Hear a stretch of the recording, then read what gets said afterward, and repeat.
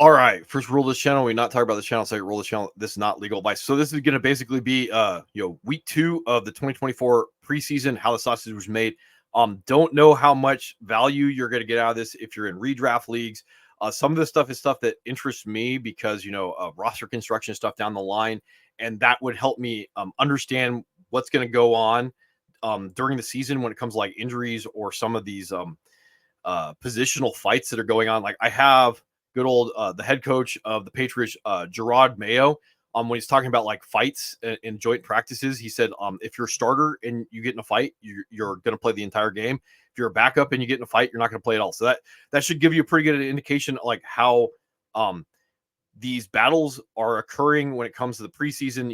You need to get on the field if you're a backup, and you need to show them that you can do what you're being asked to do.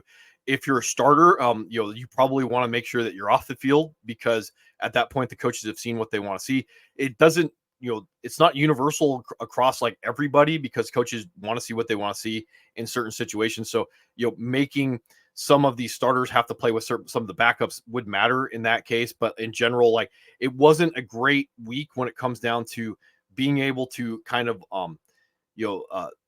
know what we thought we knew and then being confirmed. There was a lot more of that going on than there was like, well, that's interesting to look at from a fantasy perspective. Now, the rookie quarterbacks, like they do look good. It's the preseason. And again, this is one of those things where it's like that eyeball test that like, I watched the tape and it matters test. Like it doesn't matter. Bo Nix like looks good. Drake May looks good. Jane Daniels looks good. Like, Caleb Williams, they all look good. Again, it's the preseason. You're buying a certain amount of nimbly bimbly when it comes to those guys, more so than their actual ability to look good in the passing game. And, if they win the job and they can have a certain amount of ability to, give you like 10 to 30 rushing yards a game, and they can at least have the offense be good enough that they have the ability to fall in the end zone, you're getting the theoretical possibility for like that 18, 19 point a game quarterback like your Brock Purdy. And again, your scoring settings may be a little bit different than mine. And if you're getting in that range, like that's pretty close to being fringe, top 10 quarterback if that's all they're going to do. The bigger issue, and I've talked about this before, is some offenses that we thought were going to be good are going to be bad. Some offenses that we thought were going to be bad are going to be good. And if guys like Bo Nix and Drake May and Jane Daniels can drag like your Scary Terrys or your Cortland Suttons, or even like your Jalen Polks into a certain level of fantasy relevance, and at the prices that they're going, like now you're getting pretty close to being able to have a positional advantage over your opponent because you're running a wide receiver 2 in your flex spot, something along those lines.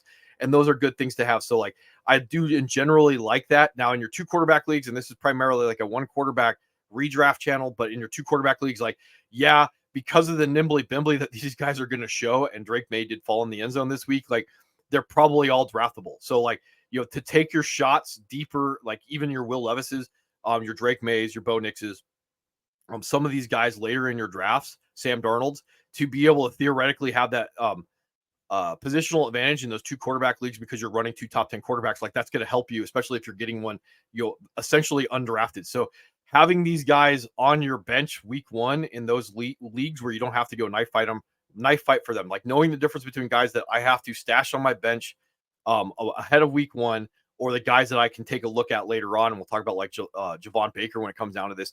So in general, like the stuff that I'm interested in is stuff that I'm interested in. Some of it's just like, roster construction stuff may or may not have a lot of value when it comes to you in your redraft leagues, but I'll get into it a little bit.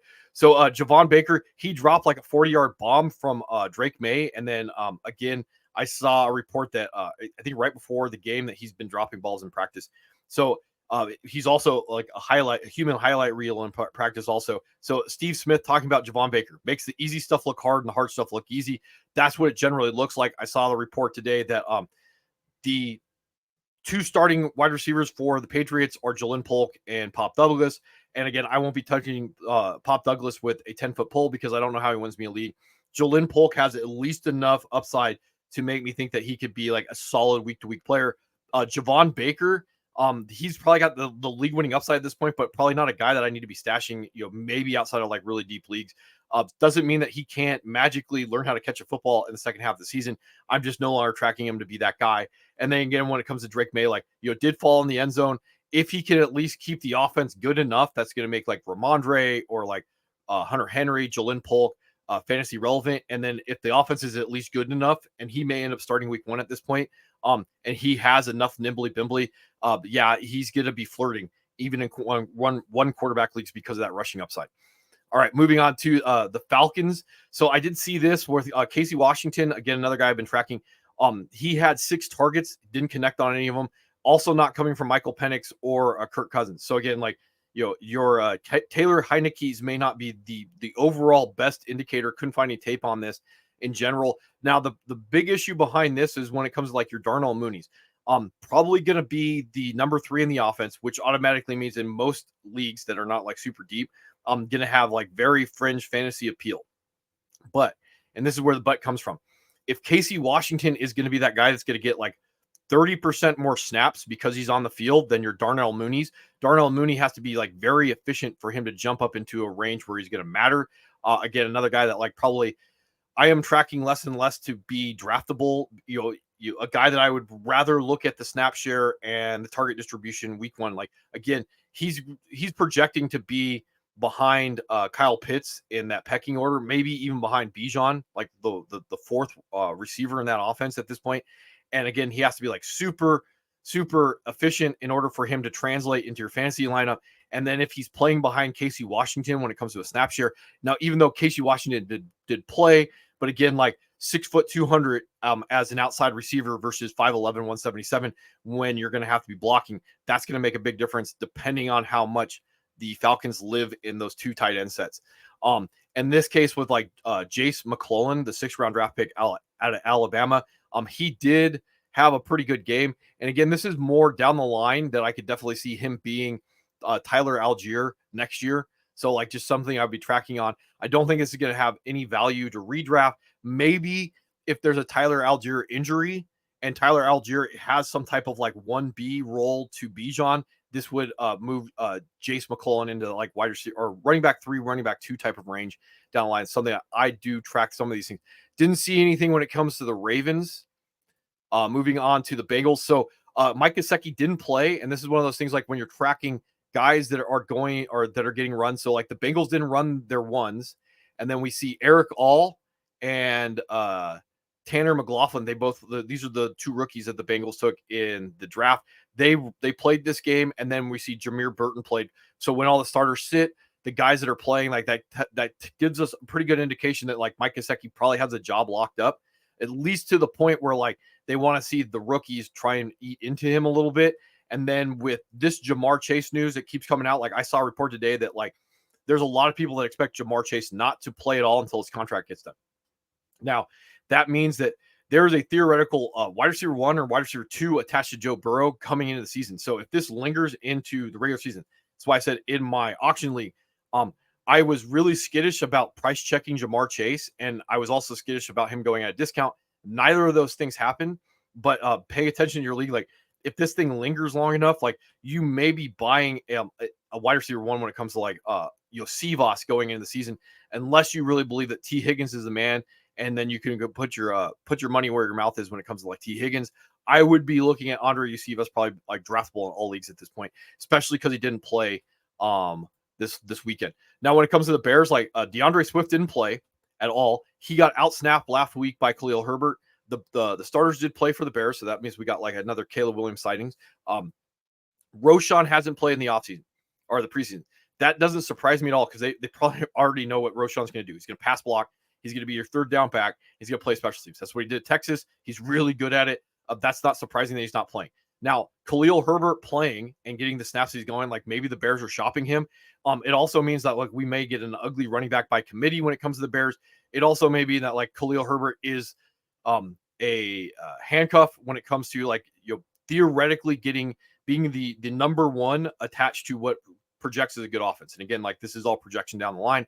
And then with Gerald Everett, Cole Kmet, like this looks like tight end by committee there. So like your idea that you're going to get a sneaky Cole Kmet breakout when it comes to being the number 4 in that offense is probably not going to happen.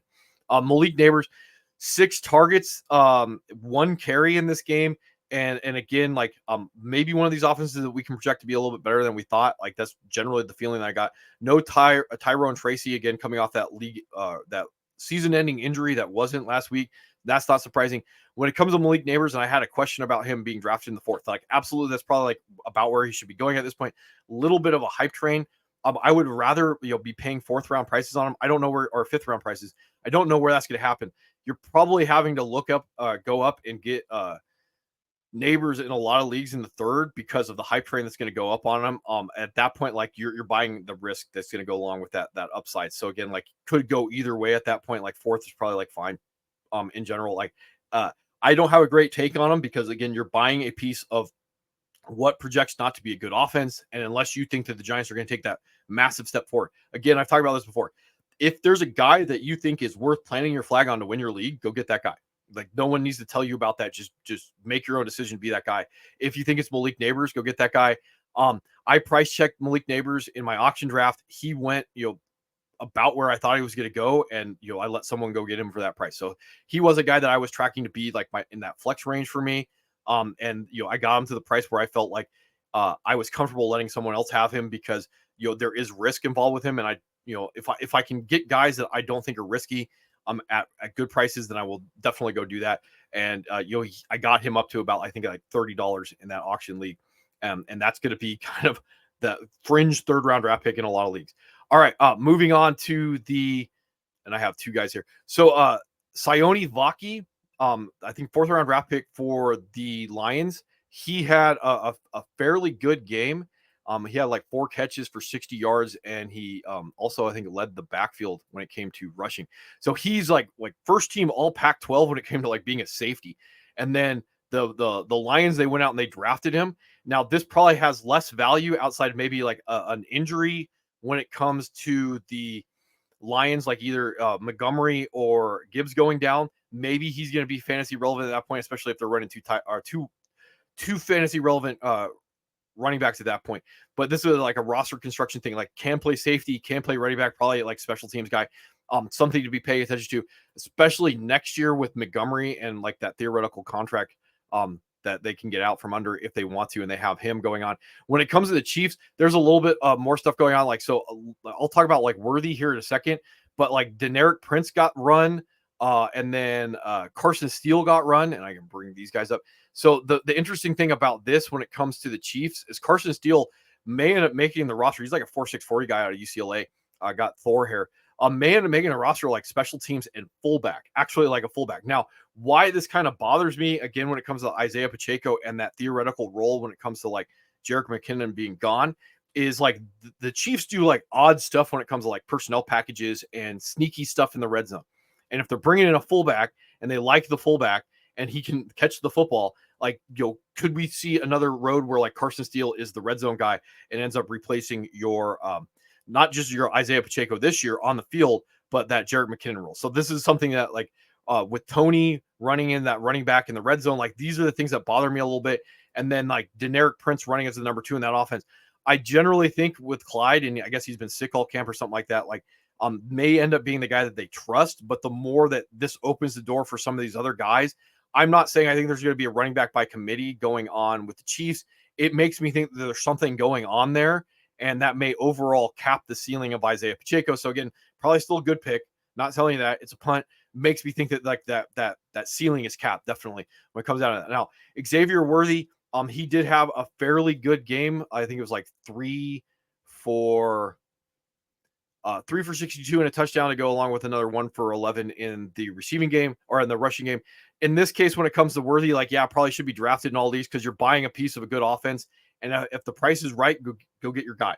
Now, I generally think, and I talked about this before, with Hollywood Brown, when he comes back from being injured, they all have different skill sets. Like Worthy's probably going to be the guy that they have to keep in motion and keep off the line of scrimmage so he doesn't get jammed.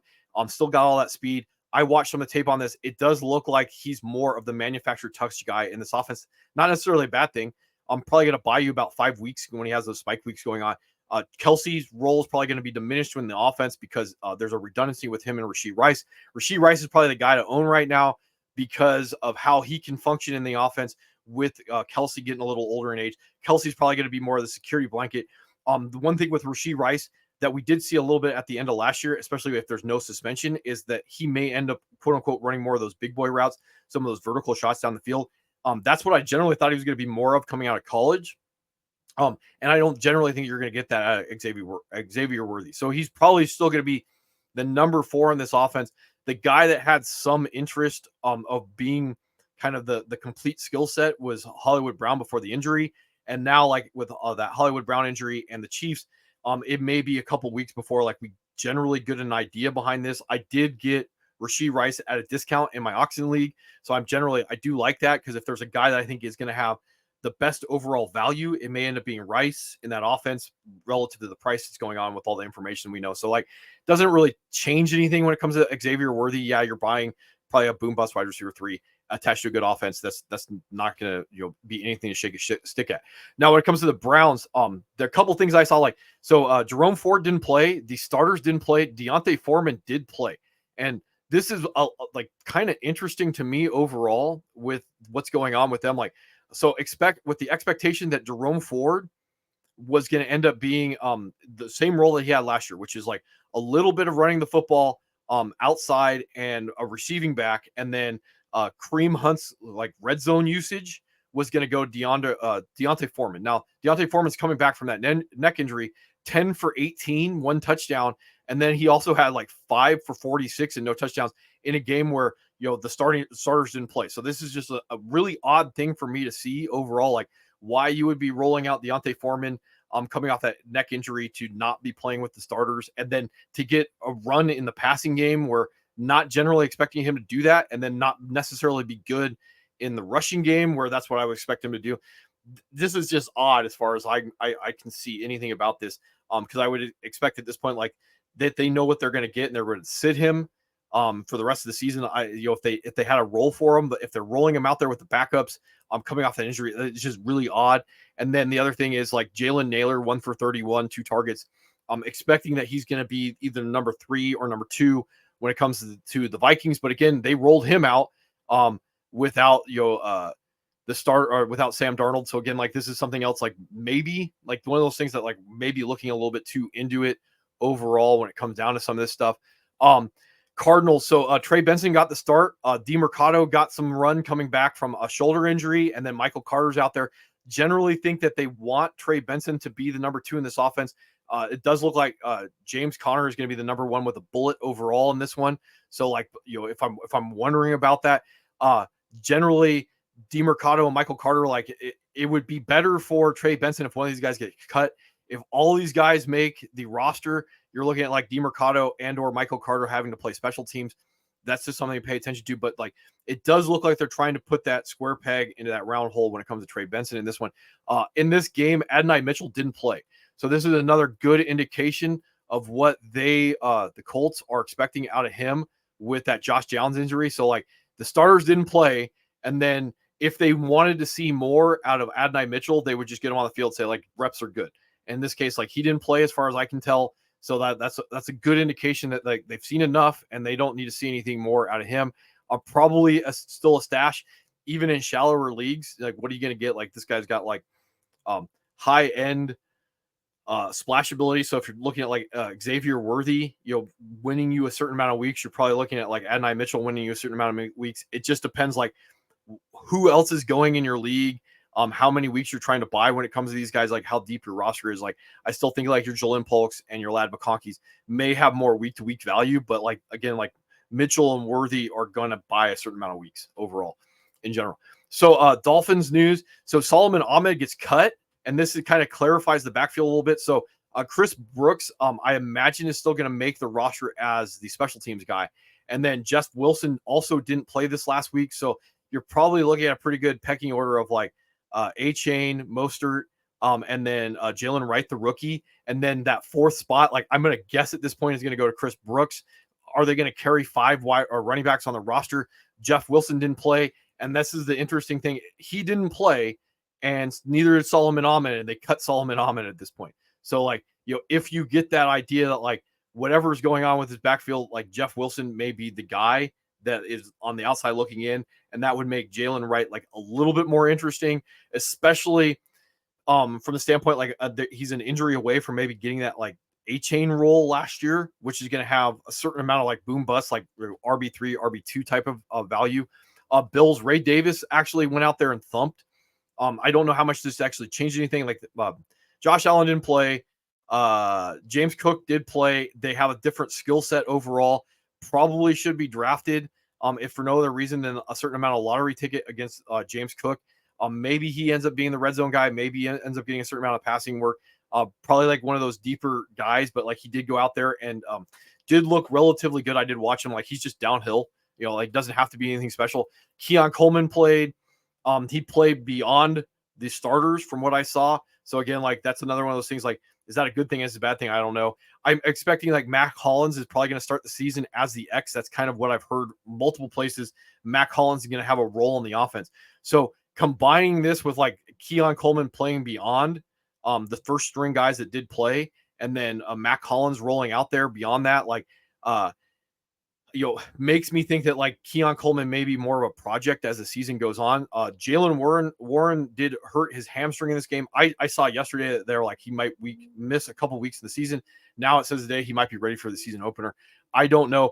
Unfortunately for me, like I did draft him like an hour before this happened. So like hooray for me in general when it comes to that one. When it comes to the Steelers and their offense, like this is not an offense that projected to be good. Not expecting that either of these guys necessarily has to be good at football. They have to be better than the quarterback play that they had last year because the defense may be good enough to drag them to the ability to lose a Super Bowl. I talked about this in their team preview. So they just have to be at generally that level. Justin Fields is going to allow them a certain ability to run design quarterback rushes that Russell Wilson will. But again, they just generally have to be like, okay. And so I don't really care about all that stuff. I don't necessarily think that like this matters from a fantasy perspective overall. Because I'm not interested in George Pickens too much. And then the other guy I would have been slightly interested in, Roman Wilson's been injured. Muth still has like that fringe draftability. Jalen Warren's like the main guy I was interested in. The Jalen Warren injury probably moves up Najee slightly, but they don't have to be a good offense. I don't care about any of that stuff. They don't have to be a good offense. They have to be good enough to go along with that defense. And the main guy I'd be interested in is Jalen Warren at his cost, but then the hamstring hurt that. So you do you when it comes to that. When it comes to the Jets, Isaiah Davis got the start. So I don't know what this means. Braylon Allen, all the news is like he is the handcuff for Brees. But Isaiah Davis got the start. I've been hearing even back to like OTAs that they did like Isaiah Davis. So just generally getting an idea of what they got with Isaiah Davis isn't surprising in this one. I don't know how much I feel the overwhelming need to be drafting Braylon Allen, and I did get briefs in my draft. So like I didn't draft Braylon Allen at this point, partially because of some of the stuff that's going on. I don't know if it's necessarily worth wasting that roster spot on a guy that I would be one of the first guys I would drop going into week one in general. But again, like we're tracking Israel Banakena being cut here pretty soon. And these are the other two guys that would be ahead of that. Rams, Jordan Whittington, another good game. That's not surprising. Kaimani Vidal finally got his first action. And I was seeing that like the new updated rosters are that he's going to be the number 4 running back. Still probably down the line, a possibility that he's going to end up taking over the offense. He's not draftable at this point. Your darts are still going to be on, J.K. Dobbins being league winner and Gus Bus being like an RB2. Maybe there's a chance now with Vidal at this point that he'll eventually take over the role. So Justin Herbert's back throwing. I did see that like video of him. He's back throwing in practice, helmets and all that stuff. So that helps a little bit. Ladd was running as the slot. You had Brendan Rice out there with Josh Palmer out on the edges. So like Ladd is working as the slot. I don't know what that means. Like, again, trying to project out the offense. They still have to have like a guy who's going to get like 120 targets. And your guess is as good as mine. Like, if it's going to be him or Josh Palmer, I doubt that it's going to be Brendan Rice out there. I did see some of the guys saying that like Quentin Johnston looked better, but he's playing behind Brendan Rice at this point. So like, who knows on that one. And then, so when it comes to the Buccaneers, like starters didn't play. Bucky Irving did. So whether or not we're going to see like a true handcuff type situation or like a 1A to 1B when it comes to Rachaad White, Bucky Irving did play with the backups. Again, this may be the coaches saying like, we want to see something, who knows. Jalen McMillan did play without the starters. So like possibility of that breakout season. Like, again, this is your guess is as good as mine if this stuff matters. Now, when it comes to the Jaguars, I did see two things when, so Tank Bigsby, I guess, is like one of the camp standouts. He did play. And then Brenton Strange did not play in this game. And Brenton Strange is he's a second round draft pick last year. behind Evan Ingram. And I guess he's another camp standout. So like him not playing, and I've been tracking him because again, what are the Jaguars going to live in and what personnel? Like Evan Ingram's not going to be a blocking tight end. They kind of did the draft strange to kind of be in that role and trying to figure out like what things are going to look like to see that their quote unquote backup running back ran without the starters. And I think that's what occurred in this one. But their their backup tight end hasn't played yet, despite like having a really good camp. Like those are just like oddities that I kind of tend to listen to and go like, well, like one of these things are not like the other. And so with your Brian Thomas not playing, all these things, it's like, well, there's Tank Bigsby. Why isn't Brenton Strange not on the field?